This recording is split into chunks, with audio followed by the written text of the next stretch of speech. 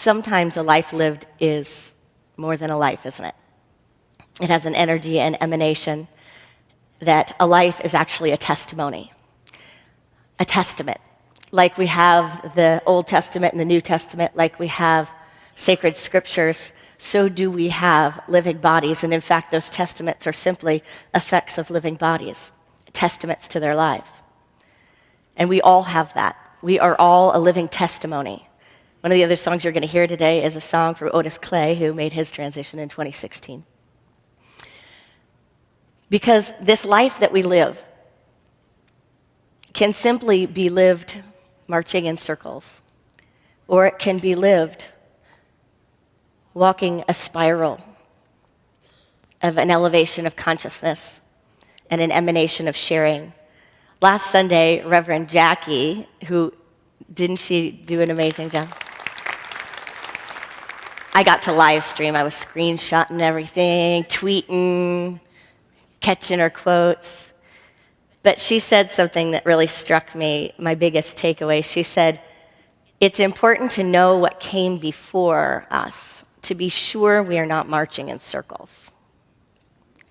It is important to know what came before us, to be sure we're not marching in circles. It's important to know the testimonies, the testament, the life, the wisdom that is all around us. That wisdom that has come before us. So that we don't spend our lives marching in circles. She said to rise up out of the silence. Rise up out of the silence. When we rise up out of the silence, we live a life that has been not lived before, based on the wisdom that came before us. I think often about the women's lib movement, and I think that without the understanding of the history of women's liberation and equality, without the understanding of the history of what was and what was sacrificed and what was transformed and why, it could be completely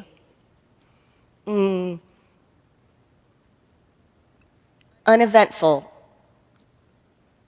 to be living here and now without that understanding. Because without that understanding, without that history, without that purpose and without that meaning, we could just be marching in circles. And there could be no liberation for women. And you can translate this to anything in your life, right? Anyone in our lives, anyone in our world. But without the understanding and the wisdom of why, we could be in a whole nother form of bondage, no? And not even realize it. So a woman growing up today could not have broken out of the consciousness of bondage that was pioneered, that was transformed so many years ago through women's liberation. We could not be exercising our power to vote. We could not be exercising the power to have self-dignity, the power to make our own choices, the power to be an individual that's honored. I'm sure we've all seen it. We've seen people in bondage, and we've seen people that it doesn't seem like, though the circumstances might be different, there's no liberation there. It's marching in circles. Different story, same cage. Different story, same cage. And sometimes that's how we feel about life in general. Movement is not necessarily progress, is it? Movement is not necessarily progress. Action is not necessarily great activity. How do we ensure that we are not marching in circles? It takes three things, I think. It takes courage to make sure we're not marching in circles. It takes knowing our divine identity, our true identity, our spiritual identity, and it takes time, creating time, consciously creating and using our time. It takes the courage to take the leap, to stand on the edge, and to move into uncharted territories in life. to maybe do something or live a life that we don't have an example for and we don't have a manual for. It takes traversing terrain that we don't know how to traverse, does it not? It takes saying yes when we don't have the answers. So much growth rests on the moment we say yes or no to the universe, to opportunity, to our divine self. It takes getting over fear and moving into faith. And it takes the shift from living in fantasy to creating evidence that makes people believe, moving from make-believe into making belief real.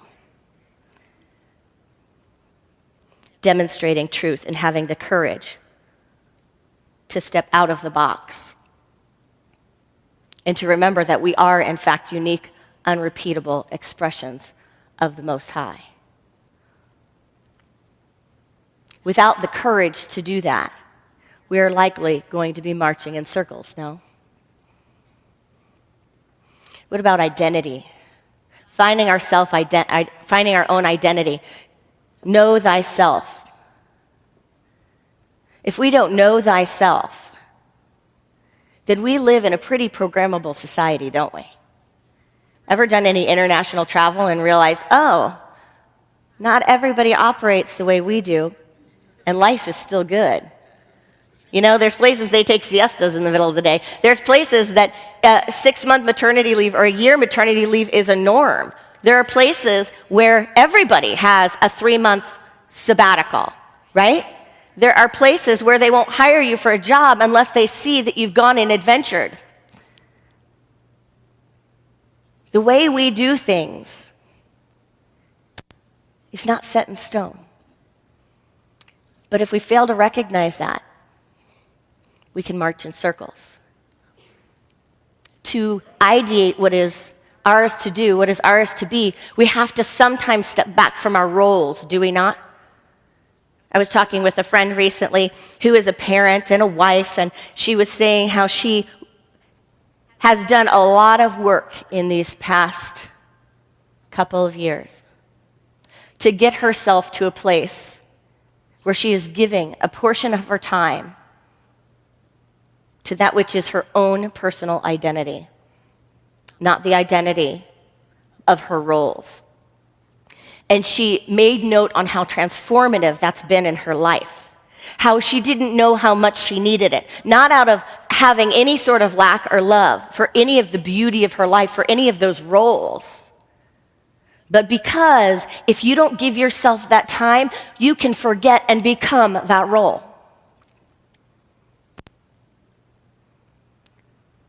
People can become their roles, can't they? And when we become our roles, we march in circles. We march in circles until something happens and that cosmic 2x4 hits us over the head and the role changes and we say, who in the world am I and what do I do with this? Only with a spiritual practice, with circulating our time, our dedication of time. You know, tithing, this idea, I'm preparing right now for a prosperity course that I'm going to come back and teach in March, so I'm so into these teachings, and it just is infiltrating everything. But tithing is not just about what we think it's about. It's not just about giving 10% of your income to your source of spiritual nourishment, which is what we teach in Unity. It's that, and it's so much bigger. It's an expansive vessel of that, because it's about circulating, period. It's about spending that 10% of your time, taking time in, and saying, who am I? Giving ourselves time out of the role into our spiritual identity so that we're not marching around in circles. It's about putting in new oxygen. It's about circulation. One of the prosperity books I read was about sharing, and it says that they call tithing, instead of tithing, they call it sharing. But for me, it's circulation. It's circulation. It's circulation. So if I'm just in my role, I'm not circulating.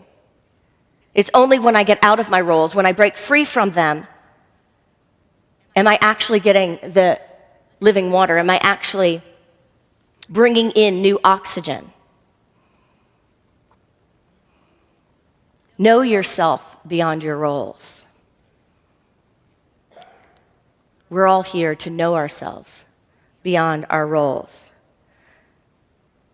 The issue can come up in so many ways in our lives. It can come up if we have money, if we have fame, if we have power, or if we have what we think of as the opposite of all of those things. If we become our poverty, then we are being of the world. If we become our wealth, we are being of our wealth. We're here to experience ourselves beyond those things. What's someone that has an incredible amount of wealth that doesn't know themselves without that wealth? Just think about that. What about someone who somehow in life commands a lot of power? A lot of power. Unless they know themselves without that power, without that type of command, do they know themselves at all? And what is it like when someone knows themselves beyond what they have and beyond their roles? There's a resilience, isn't there? There's a rising up, there's a spirit. There's a spiritual endurance. There's a rediscovery. Oprah said one of the keys to her success is that she kept reinventing herself all of the time. She didn't stay in the role. She didn't stay in the current understanding of herself. She dedicated the time to really explore, to really dive in. We don't have to do this.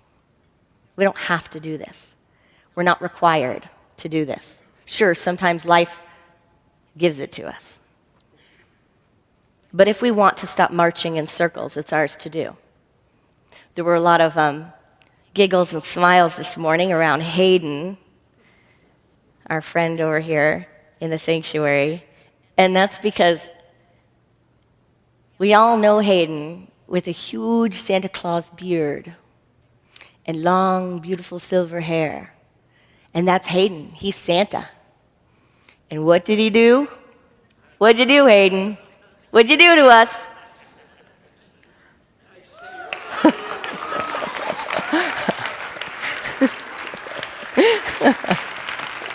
Hayden didn't know he was writing the sermon today, but that's how it works. That's how it works. Everyone who didn't sit in the back but sat in the front today didn't know you were writing the sermon today, but that's how it works. We all bring it together. Outside of an identity. Shifting something that we become so used to, so accustomed to. When we do that, we get to experience new flavor in life, don't we? Right? There's a new excitement, there's a new tingle, there's something new. That's why I love snowstorms, like all these people on the East Coast. And I'm not saying, whatever the circumstance is good. I know for a lot of people it's not good right now. But there's something I love about that because there's the tingle of something different. You have to go out and get all your groceries and you snuggle in and it's like life in the old days. Not really, because you still have electricity and heat. But there's an energy and a vitality about when things are different, isn't there? So can we break through our identities and know ourselves beyond these things? The third is making the time. Can we make the time? Have you ever thought that you would wait to do something until you had the time? I remember telling myself about playing the guitar. I heard myself saying this for so long, and then one day I actually heard it. And I said to a friend that I wanted to learn the guitar before my dad died. Because I grew up with him playing the guitar, and I loved it. And then I heard myself saying that, and I thought, how disgusting. Like, what are you saying? Don't, before he dies, do it today. Do it now. Do it now, because with that consciousness, what's going to happen? With that consciousness, what's going to happen is you know what's going to happen, and that will never have happened. But what happened the last time I was in town with my dad brought me to tears. He had a little bit of, he hasn't played for a while, and I think he might have a little arthritis in his hands, and he's always played growing up. But we were pulling out the guitars for the baby cousins, right? All the little cousins. And we were all like we've gotten over sentimental as we've grown up. So we're sitting there with all the little babies and taking out the instruments. And my dad was playing some instruments, and they were all circling around. And then my sisters asked, let's play some of the old songs we knew, which I don't know them all. He knows them. And he started playing a little bit, and he's like, no, I can't. I haven't practiced, and my fingers and he handed the guitar to me and to my little brother, and he said, you guys play for them. And he got to experience it and watch and have the joy of it. And I got to have that day. And it was like, I think we were all probably bawling, and sorry if you guys are live streaming today, if I'm making you cry. You're making me cry. But what is it if we don't do it now? I have a minister that I'm taking my sabbatical with this month, and she's taking part of her sabbatical this month as well. And she just texted me this morning that one of her congregants died. One of her congregants made her transition. And I texted her back this prayer because I know her and I know how she walks through that process. And it is a full-bodied, complete emotional experience. And I know that when she gets out of it, she needs a lot of nurturing because her heart is just so open wide. And I said, may you dance today from star to star and knowing what is important of the day. And may this transition remind you of the moments that are critical, the moments that are real, of the important part of everything. And let the space, the darkness, the black and the sky between the stars be how you jump over everything that is meaningless, everything that is mundane, everything that is routine, and recognize the power of leaping from star to star.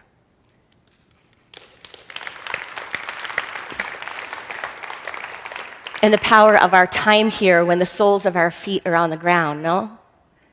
When our soles of the feet are on the ground and when we're in each other's presence. When we're in the presence of the presence in this human form.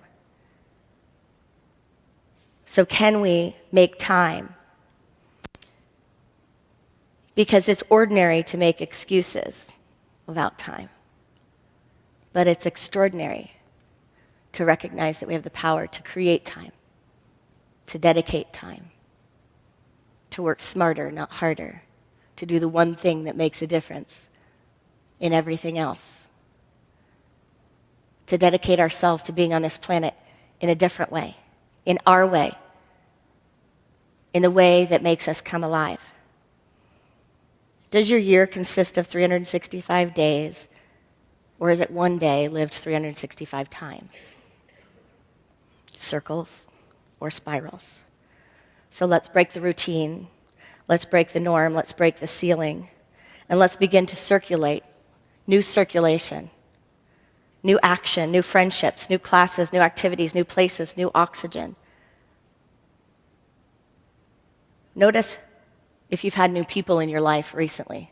Do you have the same people you've always had in your life? Do you have the same 5 friends? Or have you invited in anything new? Can you say that a tithe, 10%, can you say that 10% of your relationships are new? 10% of your activities are new?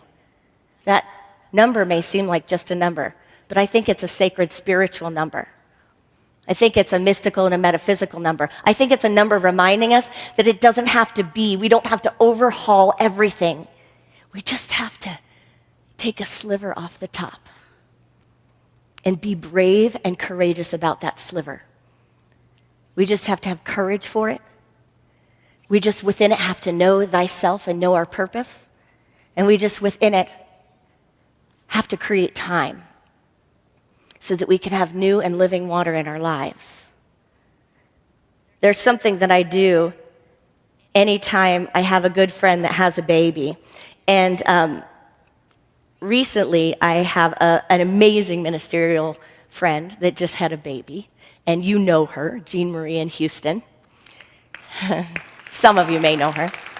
And I made time when she was in ministerial school because I noticed she was younger than a lot of the other folks coming through and that there is this new generation. And I wanted to make a connection with that and I wanted to support her. So we made time, and not every week, but for quite a few weeks, we would have her over once a week and make dinner and watch a show. And in that time, we got to talking. One of the things we talked about was the idea of having kids, and I said, we're the same age, and I said, have you thought about it? Have you thought if this is something that you guys want to do? And her response was something like, yes, I've thought about it, or we've talked about it, but, it's on the table for right now because I'm starting ministry, and this, I don't know how that would possibly work. There wouldn't be the time, and how could that work in starting a ministry? And that's not going to work. And I just looked at her and I said, there will never be time. I've been in it for 10 years. 10 years. And you know what story is your story in this story. You know what is the thing that you've been waiting for year and year and year and year and year for the time, right? There will never be time. Do what you want to do. Go for it. And she did. And she has this beautiful baby that was just born. And I'm getting texts now of how elated she is in heaven staring at this beautiful little girl. And there's one thing I do when friends have a baby, and I was given a role that I don't take lightly. She asked me to be the godmother of this baby. And there's one thing that I do when a baby that is of family or close friend that's born. And it comes from my aunt. When myself and my sisters were born, my aunt, Eileen, wrote a check to my dad and said, this is for their college account, this is for their school account. And we started an account. And so I do that every time a baby's born. I write a check, and I ask the parents to open up an account that will go for that child's schooling, that child's future. And then I share with them, if every time we were to give a child, cute little, she might be live streaming right now, so she knows what's coming. Cutesy tootsy little outfits and little gifts, things that they're going to grow out of. If every time we stopped and we also included an investment in the future, I don't think we'd have the story where we have a child that gets to an age where they're leaving the home and leaving the family, and there's no support for them to go on to the next level of their life. There's no support for them to go to college or go to trade school or invest in whatever is next. Because what happened? Finances got tight, time got tight. We didn't say yes. How could we have saved the money, right? Has anyone heard that story? Do you hear it yourself of either not paying off the credit card bills or whatever? I just couldn't do it. I couldn't make it happen.